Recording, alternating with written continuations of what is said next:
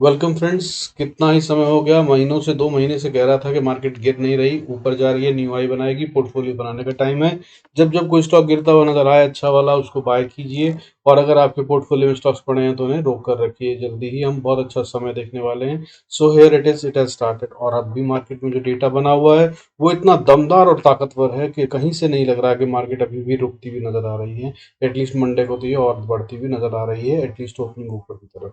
बाकी 3 स्टॉक लेके आया हूँ जिनके बारे में बहुत बात हो रही है सब जगह पे। इन्फोसिस, इंडिया बुल्स और अदानी पोर्ट, उनके ऊपर भी छोटा सा अपना व्यू और एनालिसिस दूंगा। उसको भी आप चाहें तो यूज कर सकते हैं, that will help you further. Let's start the video. Before we start I request to go through the disclaimer. जरूरत हो तो वीडियो को पॉज कर पढ़ें। देखिए, बात जो है एफआईएस की अगर बात करें तो भयंकर रूप से बाइंग हो रही है। वेडनेसडे को, ईद से पहले वाली छुट्टी यानी कि हमारी जो थी, उसमें इन्होंने 12,350 करोड़ का माल खरीदा था कैश मार्केट में। और फ्राइडे को 6,397 करोड़ का माल खरीदा।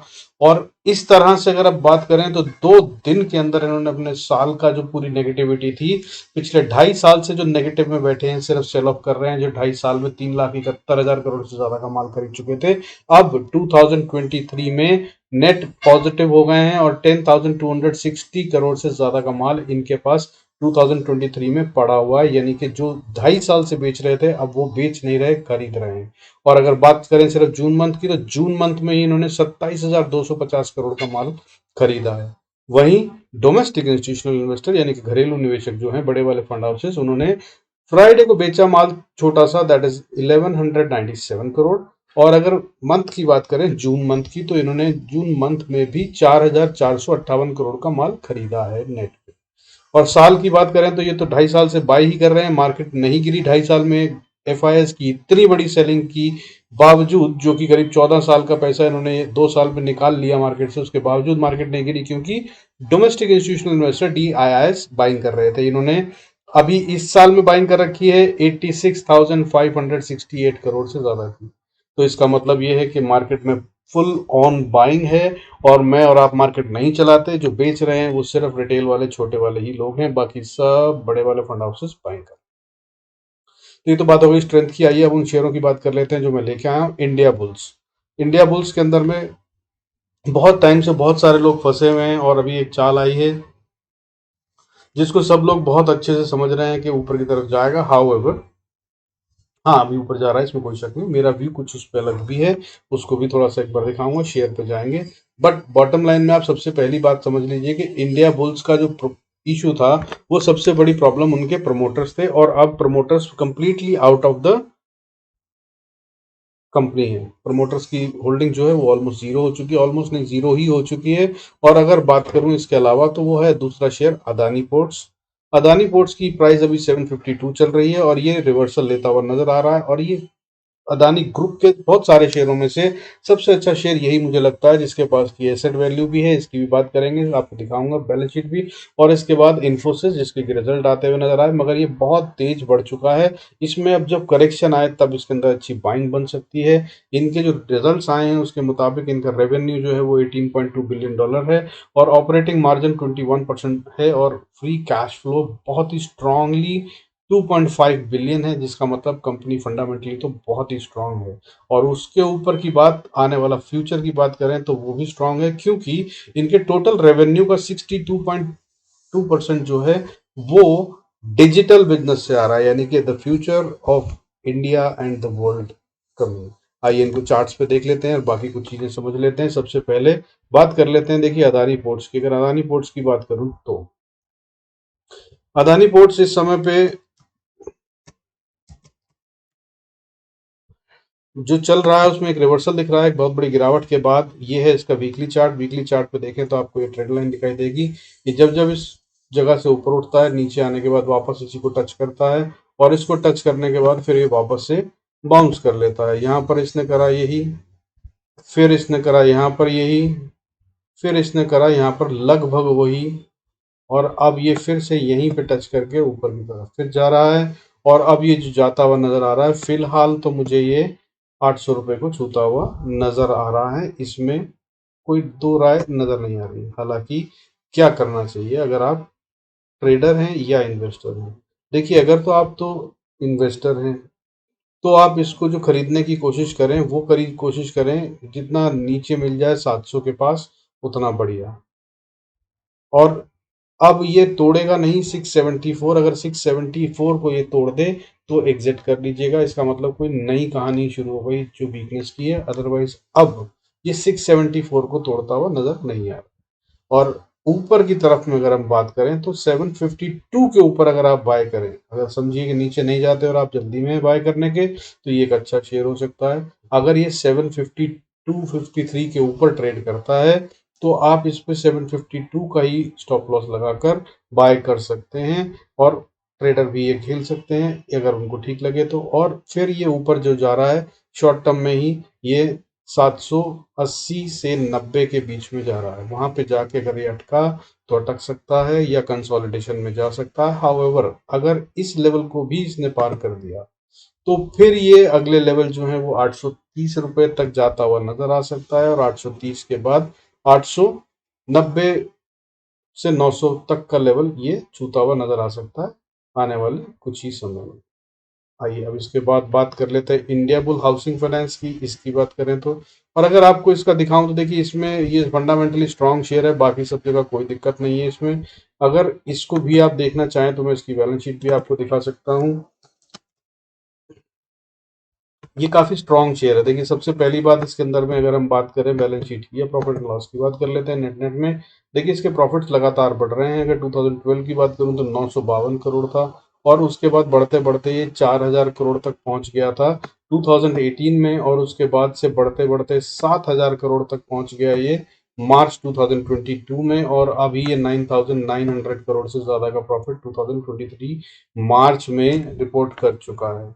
और इसीलिए इसमें रिकवरी आ रही है क्योंकि स्ट्रेंथ बहुत स्ट्रांग है। हाउएवर इसमें जो चिंता का विषय है वो ये है कि इनका जो इंटरेस्ट है, जो इनका पे आउट इंटरेस्ट है, वो इनका शायद थोड़ा ज़्यादा हो रहा है। हालांकि बनता है प्रॉफिट बढ़ाने के लिए इन्होंने डेबिट जो लोन्स ले रखे हैं या डेब्ट है इनकी, वो भी बढ़ती हुई नजर आ रही है। ठीक है, तो this is not a problem, but fundamentally बहुत अच्छी स्ट्रांग कंपनी है। और अगर इनके कैश रिजर्व्स की बात करें तो इनके पास 45,000 करोड़ का कैश रिजर्व पड़ा है, जो कि एक बहुत अच्छा नंबर होता है और बहुत स्ट्रेंथ की बात होती है। यानी कि कंपनी कोई अगर प्रॉब्लम भी आती है तो उसको हैंडल करने के लिए भी बहुत स्ट्रांगली पोजीशनड है। और रही बात, अगर बात करूं प्रमोटर्स की, इसके अंदर में अगर आप इन्वेस्टर्स को देखेंगे तो देखिए प्रमोटर्स के शेयर जो हैं 2020 में 63.57 थे, जो कि अभी 61.03 है, ये कम हो गए हैं। इसका कारण आप सब लोग जानते हैं, जो 2023 में हुआ, इनको बेचने पड़े हैं बहुत सारी चीजें। अदरवाइज दिसंबर 2022 तक की बात करें, उससे पहले वाले क्वार्टर की, तो लगातार इनकी शेयर होल्डिंग बढ़ रही थी और ये 65.13% तक पहुंच गई थी। और 2% का मतलब अच्छा खासा होता है इतनी बड़ी कंपनी के अंदर। इसके अलावा ओवर अगर बात करें तो दूसरी बड़ी बात जो हम करेंगे वो ये कि अभी तक एफआईआईज और डीआईआईज जो रुकते नहीं है ऐसी जगहों पर, वो अभी भी इसमें इन्वेस्टेड है। एफआईआईज की इसमें 13.77% की होल्डिंग है, और अगर डीआईआईज डोमेस्टिक इंस्टीट्यूशनल इन्वेस्टर की बात करें तो इसमें 14.46% की इन्वेस्टमेंट है। पब्लिक के पास नाम मात्र के शेयर हैं, और ऐसे ही शेयर होते हैं जो मल्टीबैगर टाइप रिटर्न देते हैं। तो ये हो गया फंडा अदानी पोर्ट्स का। आइए अब जो दूसरा शेयर है हम उसकी बात कर लेते हैं।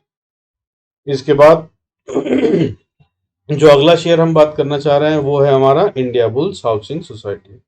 इंडिया बुल हाउसिंग की बात अगर हम करें तो देखिए इंडिया बुल हाउसिंग के बारे में अगर बात करें तो ये बहुत अच्छी स्ट्रेंथ दिखा रहा है। नीचे तक 93 रुपीज तक चला गया था, जहां से रिवर्सल लेकर अभी 123 पे काम कर रहा है। तो क्या ये और बढ़ेगा? जी हाँ, स्ट्रेंथ अगर बात करें, ये वीकली चार्ट है, इसमें दिख रही है। अगर अभी बाय करना चाहते हैं तो मेरे हिसाब से जो स्टॉप लॉस बनता है वो 116 115 के आसपास बनता है। इसको अगर आप स्टॉप लॉस मानकर चलें तो आप इसमें बाइंग कर सकते हैं, एंट्री कर कर ले सकते हैं। However this is not the best place to buy it, but ये अभी रुकता हुआ नजर नहीं आ रहा, लग रहा है कि ये भी और ही ऊपर जा रहा है, इसलिए इसको अगर आप अभी चाहें तो बाय कर सकते हैं।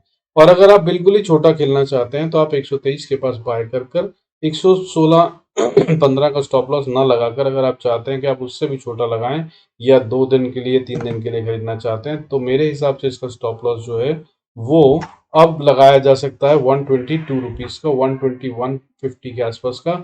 ये इसको तोड़ता हुआ नजर ना आए अगर, और ऊपर जाता हुआ नजर आए, तो इसमें हाँ अच्छी बाइंग की और अच्छी बढ़त की उम्मीद की जा सकती है। अब रही बात, अगर हम बात करें बड़े लेवल पे, यानी कि अगर आप इन्वेस्टर हैं और आप बाय करते हैं, तो मेरी समझ से या तो आप इसको 115-16 के पास खरीदें तो अच्छी प्राइस होगी। अदरवाइज अगर ऊपर 126 के ऊपर ट्रेड करे ये, तभी आप बाय कीजिएगा। मैंने इस पे नोट बना के रखा हुआ है, अगर आप इसको देख पा रहे हैं तो आप देख सकते हैं। अगर ज़रूरत है तो मैं इस नोट को भी बड़ा कर देता हूँ, इसको देख लीजिए। बाय अबव 126 मेरे हिसाब से बनता है, अगर 126 को पार कर ले, नहीं तो ये यहाँ अटक सकता है या कंसोलिडेशन में जा सकता है। और अगर इसको पार कर ले 126 को, तो फिर अगला लेवल जो है वो जल्दी ही 133 आता हुआ नजर आ सकता है। 131 से 133 का एरिया जो है वहां पर जाकर ये रुकता हुआ नजर आ सकता है, जो कंसोलिडेशन होगी। यहां तक तो ये अभी जा ही रहा है, कुछ इस तरह का इंडिकेशन दे रहा है। जिस तरह का ये वॉल्यूम है, जिस तरह की बाइंग इसमें है, जिस तरह का पैटर्न ये बना रहा है, फिबोनाची का लेवल 61.8% है। All those things are telling that कि 131 से 133 तक तो जा रहा है। और अगर वहां पार कर गया ये, तो फिर ये 143 तक जा सकता है। और अगर उसको भी पार कर गया, तो फिर ये अगला लेवल जो है वो 155 160 तक का जाने का दम रखता है। अगर आप इसको देखें चार्ट पे, तो इसकी अगली रेजिस्टेंस जो बनती है वो यहीं पे बनती है, अगर ये आता है। और ये वो एरिया है जहां पर ये ब्रेकआउट, मेक और ब्रेक एरिया होगा इसके लिए। अगर इसने इस एरिया को भी ब्रेकआउट किया, तो ये बहुत बड़ा ऊपर जाएगा। हाउएवर यहां तक अभी मुझे जाता नजर नहीं आ रहा है। जो अगर पुरानी होल्डिंग लेके बैठे हैं, तो मैं आपसे बोलूंगा कि इंतजार कीजिए 132 तक का। अगर आप एग्जिट भी ढूंढ रहे हैं, तो यहाँ पर ही जाकर अपने स्टॉप लॉस ट्रेल करना शुरू कीजिएगा। यहाँ तक ये जाता हुआ नजर आ सकता है आने वाले थोड़े ही समय में।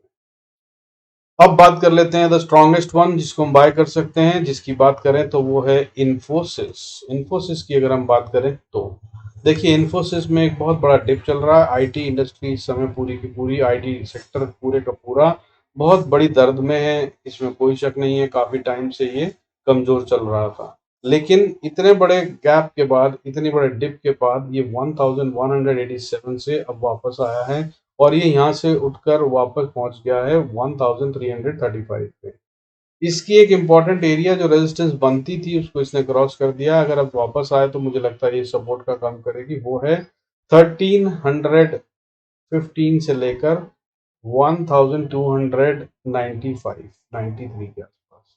इस जगह पे अगर बाय का मौका मिले तो बहुत अच्छा होगा। हाउएवर अगर ना यहाँ पे मिले, तो ऊपर में जो एरिया आ रहा है जहां पर ये रेजिस्टेंस फेस कर सकता है, वो बनता है 1359 60, 59 इनफैक्ट ही बनता है। अगर इसको पार कर कर ये क्लोजिंग दे दे, तो फिर ये ऊपर और जाता हुआ नजर आ सकता है। और ये फिर उसके बाद 1428 से 1440-45 तक जाता नजर आ सकता है। टेक फंडामेंटल्स की हम बात कर चुके हैं। अच्छा प्रॉफिट है, लेकिन अभी ये बहुत तेज बढ़ा है, तो हो सकता है एक छोटी सी रिट्रेसमेंट आए। और नहीं भी आए तो ये ऊपर को जा रहा है, और फिर ये 1440-50 तक तो ये आराम से जाता हुआ नजर आ सकता है। हालांकि 1428-25 के आसपास सावधान हो जाएगा, क्योंकि वहां वो एरिया बनेगा जहां से ये कोशिश कर सकता है रिवर्सल लेने की भी। अभी तक जो इसका ट्रेंड है वो अभी भी बियरिश ही है। हालांकि जो रिटर्न आ रहा है, इसका रिवर्सल है, वो बहुत स्ट्रांग है। So basis that we are thinking कि इसे बाय किया जाए। प्लस जो इसके फंडामेंटल्स हैं, उसके बेसिस पे सोचा जा रहा है कि इसे बाय किया जाए। और अगर 1436 तक पहुंच गया है किसी तरह से और इसको पार करा, तो फिर ये 1455 पे 1455 पे रेजिस्टेंस फेस कर सकता है। और अगर उसको पार कर लिया, तो 1546 तक ये आराम से जाता हुआ नजर आ सकता है। और अगर कहीं इसको भी पार कर लिया, तो फिर ये 1600 1610 और फिर उसके बाद 1650 तक का ये दम रखता है आसानी से जाने का। हालांकि उसके बाद यहाँ पर रेजिस्टेंस फेस कर सकता है, और अगर इसको फेस करने के बाद ऊपर जाए, तो ये आने वाले 1.5 महीने के अंदर 1750 तक जाता हुआ नजर आ सकता है। ज्यादा टाइम लग सकता है, लेकिन ये प्राइस तो आती हुई नजर आ रही है। अब अगर मैं बात करूं इसकी कि अगर रेजिस्टेंस सबसे पहली वाली जहां पर आ सकती है, वो स्ट्रॉन्गेस्ट एरिया जो इसे रेजिस्टेंस फेस करनी होगी, वो बनता है 1448-50 का। इसको ये पार करेगा कि नहीं करेगा, यहां से ही सब कुछ डिसाइड होगा। इस लेवल पे जाकर अगर ये रिट्रेस करे, तब आप इसको लोअर लेवल पे और खरीदने की कोशिश कर सकते हैं। अब इसके अलावा बात कर लेते हैं बाकी की मार्केट की।